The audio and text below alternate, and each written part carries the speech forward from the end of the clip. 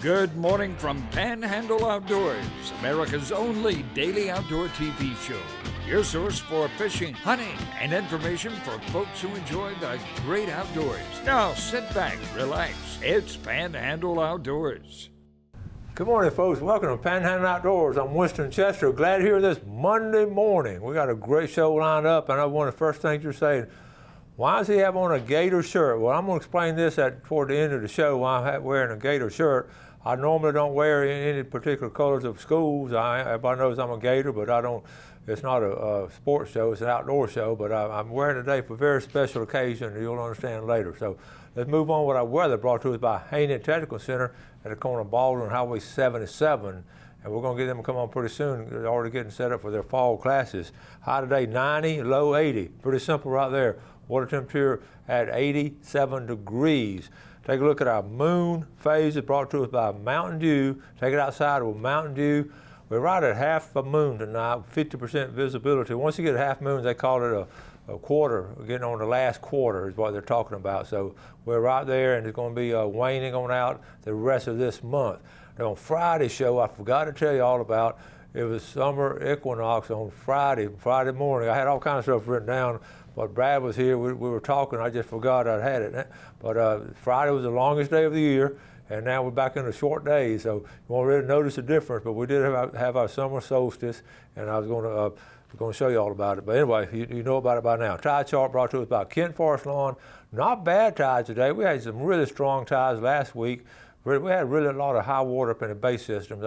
It stayed up there all week, and the wind just kept blowing. It's going to blow again today. It's going to blow out of southwest at about 13. And we've talked about, our local fishing guides and captains. They just had a rough time trying to take their customers out because it's been so rough on them. So hopefully, we're hoping it's going to calm down. But the meteorologists tell us it's going to be a hot week. So be prepared for that. Fish in the shade.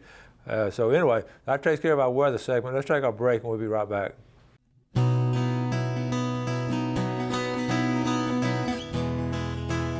Welcome back. Glad you're with us. Well, there are a lot of things that make this show good. I'll be honest with you. One of the things that makes this show good is that our guests that come in and out, most of them just stay in contact with us, and they'll send us pictures and all that. It's just really exciting. I know most of these people. Some of them are brand new to me, but they'll all stay in contact with us because I think they have a deep appreciation of an outdoor show, still trying to reach out to so many people. So what we have here, remember Taylor McGuffin came on the show last year. Taylor was working on physical therapy. He's working on a doctoral degree. He's up there and doing an internship up around Dothan. He came on the show. We were talking about predator hunting and coyotes in particular. And he and his dad, he became an expert at it, and that was just his thing to do after work and all. And on Saturday mornings, and a lot of those farmers would come in to see him, and they found out what he did. They'd ask him to come out to the farm and shoot some of those coyotes that are eating all their stuff and all. So he became very adept in it. He told us as he was leaving. I know you don't remember this, but I remember well. He said his job was going to be up in West Virginia. He'd gotten a really good job when he finished his doctoral degree. Well, he sent me an email the other day. I'm going to share it with you. Okay, so he said, Coach, was finally able to get up to the mountains in West Virginia and fly fish this past weekend. It has been raining so much lately that most of the creeks and streams have been flooded out most of the spring. I was able to catch 6 Saturday morning, 3 rainbows and 3 brown trout.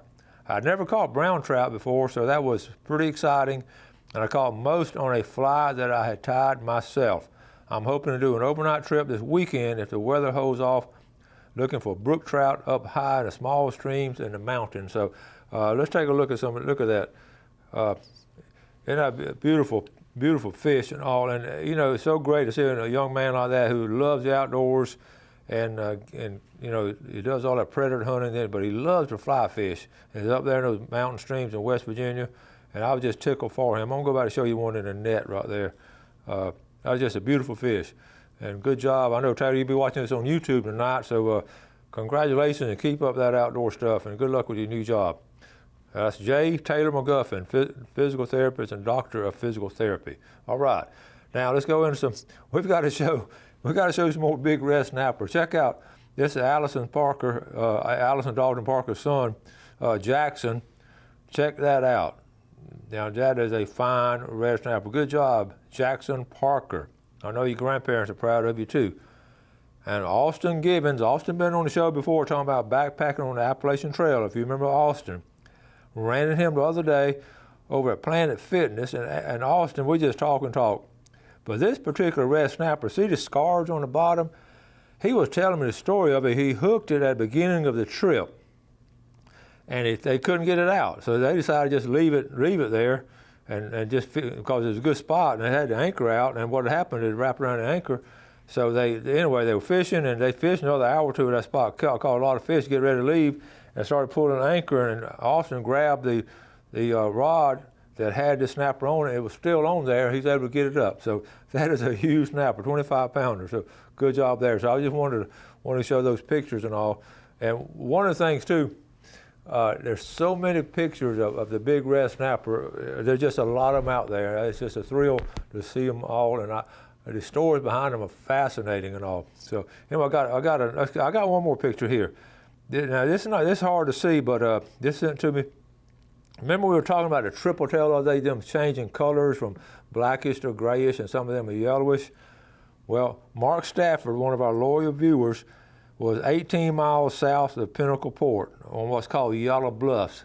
And he just ran, and this is not clear and all, but you can see that triple tail. There's something floating in the water, and that triple tail is hiding behind it, but you can see the tint, that yellow tint. And he remembered me mentioning that on the show, and I appreciate him sending this in to me. So they will, that's 18 miles out, those triple tails, so they're all over the place. Okay, let's jump on crabs really quick. I'm not going to go a lot of detail, but if you catch a crab and you see this on it, these are eggs, okay? This is a female crab, and we want to protect these, so throw these back. Now, a female crab's only going to spawn one time in her lifetime, and so this is just millions of eggs on here, and actually the ones that actually make it, according to statistics, are 1 in a million of those eggs will make it. So if you see any kind of a female, any kind of sac, yellowish or orange or anything like that on the blue crab, that's eggs. So make sure to throw those back. And here's, if you can't, you can tell the difference between a male and a female. See the claws right there, the difference in it. See all the bluish, and then the female's going to have some reddish on the claws, even if you don't see the sac. And also one other thing you can tell, that male is up top.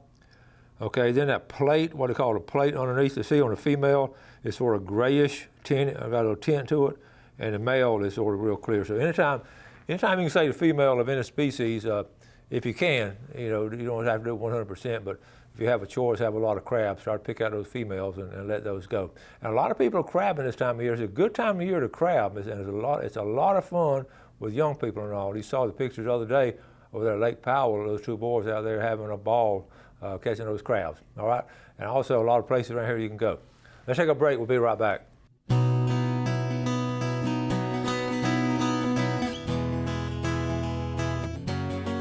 Hi, welcome back. I want to say a special good morning to some of our viewers. Al Garza up there in Lynn Haven watch the show every morning. Ran into your wife the other day. She said you enjoy the show, so I appreciate you watching. Also, ran into Tammy Hickson. She and her husband Bob live down in the Cove and watch the show. They moved down here from the Midwest, around Kansas, and moved down here. So nice talking to you. Thank you for introducing yourself. And I just makes my day when I get to see some of you folks that watch the show that are just that very complimentary on it, and I do appreciate it. So I keep them fired up. So we want to keep bringing things. One of the things she mentioned here over and over again, so many folks move in down here, and some of the stuff that us locals take for granted, everybody knows, they don't know it.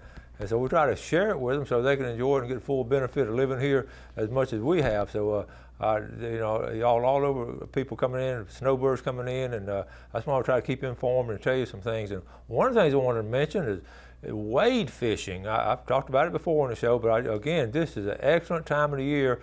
These early mornings and late afternoons, this time of early summer, spring is just ending and summer's coming here now. Wade fishing, and wade fishing is simple. You wade out and fish. It goes back like when you were a kid.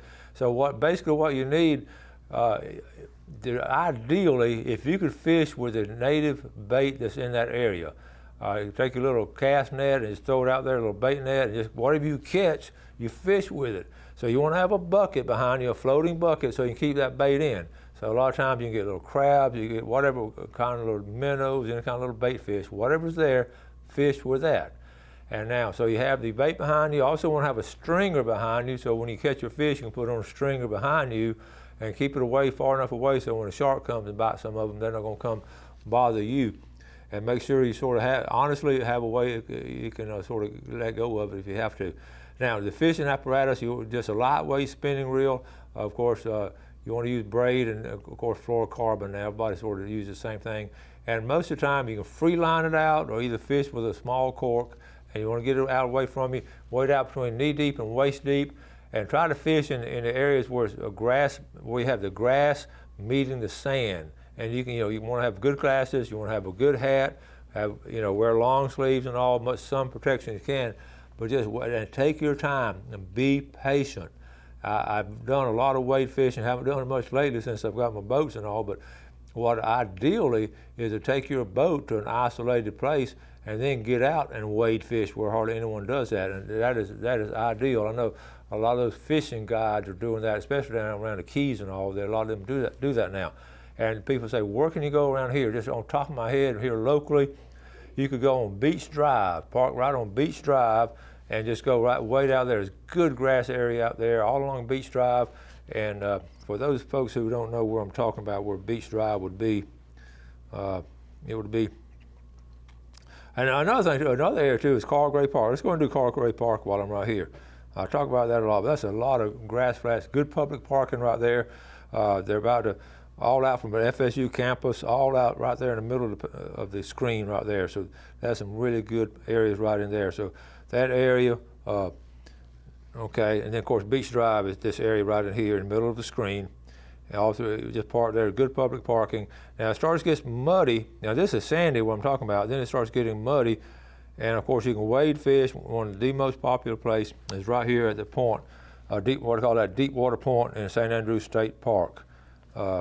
I'm sorry, it's right here. Don't they look alike? They call it Sandy Point here, but Deepwater Point is one of the top places. Or if you have your boat on the weekdays, park here behind Sherrill Island and wade fishing there. Okay, then also, if you're going on the eastern end, now on the western end, you've got Henderson Beach State Park and those areas, but on the eastern end, again, Crooked Island, if you can park here, or Crooked Island Beach, and then walk up there, and also on the north shoreline, this is excellent wade fishing, good sandy bottom, not much mud at all, good sandy bottom all through here at Crooked Island Sound. And then of course, St. Joe Bay, you can park right here in the city of St. Joe. Here's, ironically now, you see where right in the center of the screen, a lot of the fishing guides I know, they'll fish right there where it says Port St. Joe. They're fishing off, that's called Town Beach. And there's such good grass area. Kayakers are starting to learn about it, and all through here, okay? The road is fixed up and everything, and it's just really, really good fishing. Great wade fishing right there. I see people wade fishing almost every time I go down there, especially on weekends. If you're retired or got a day or two off during the week, it's a better time to go. It won't be crowded. Even on weekends, that's such a vast area. It's just an excellent place to go, okay? Right in here, real muddy. It's real muddy in here, St. Vincent, all Apalachicola Bay. Most of the area is really muddy, and of course we know about St. George Island, the fishing we've done on the backside. Be sure to be selected at the places you go. So anyway, there are all kind of neat places to go on wade fishing, and I'm gonna try to do some. Ideally, what we're doing with a kayak, take a kayak out there, come back and fish with it. Just go different places. That's an ideal way to do some wade fishing. And summertime is a good time to go. Go early, and be prepared for a good day of fishing. And like I say, keep those fish away from your body. Okay. All right, we're going to take our final break and come back.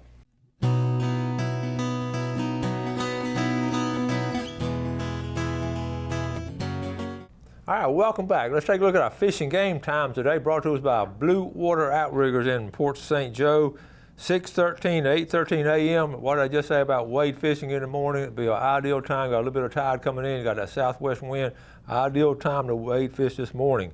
And this afternoon, 6:32 to 8:32, and try to be going out. Have to wait a little bit further. Now I'm going to do a segment. I've never done this before.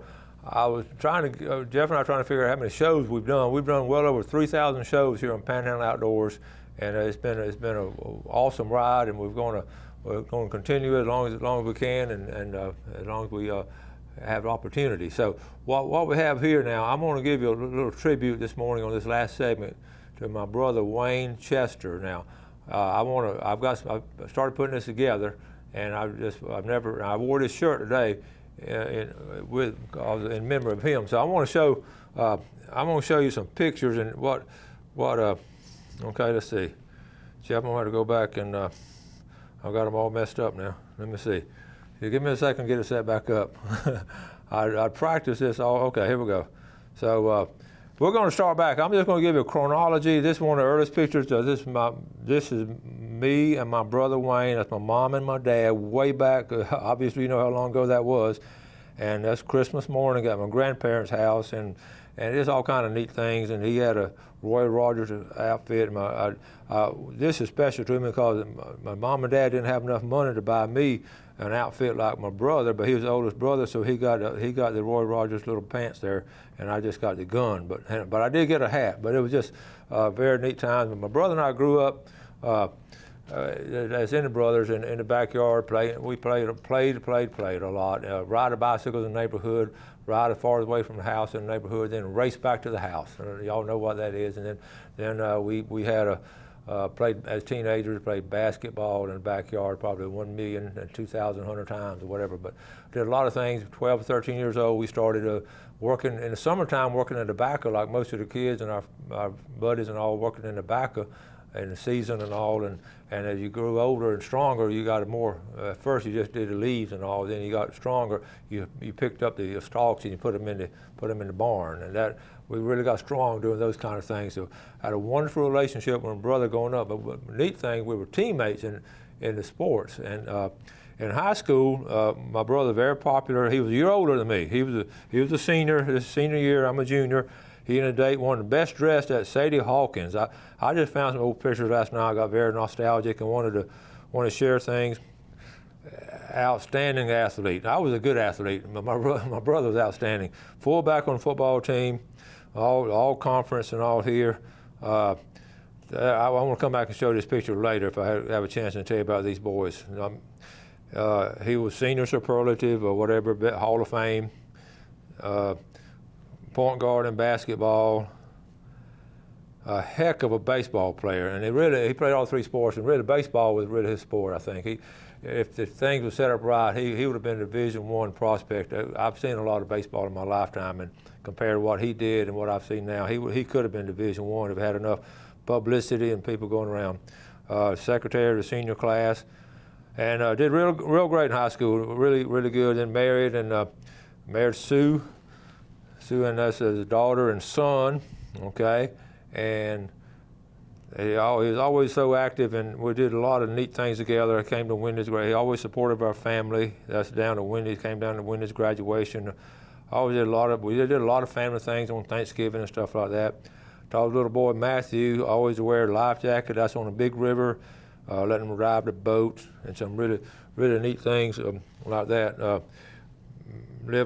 Got married and lived out in Sycamore, which next to the cemetery where our great-grandfather was buried and all. So really, I was hunting with Chip. He was a heck of a hunter. They'd kill several deer a year. Always camping down at Cape San Blas. He and I always had a good time together, even all through our life together. I said, buddy, Johnny Hall, you see why I'm wearing a Gator shirt today. My brother loved the Gators. Now, that's his daughter's graduation, Amy, who's now a teacher. Okay, now check this picture out. He got all this Alabama stuff on. My son Chip signed a football scholarship at Alabama. This was at his freshman years up there, the 8A game. So my brother went from all the Gator stuff to the Alabama stuff just because he loved his nephew that much and all. And that was one of the final pictures we have of him. And then we got this picture here. Okay, so. What I want to tell you, 30 years ago today, around 11 o'clock, we lost my brother, and he and his two best buddies. And if you saw that last picture there, you notice he had all kind of vegetables on it. And he had a job, Monday through Friday job, working at Talcum Electric, but he loved to farm a little bit on the side.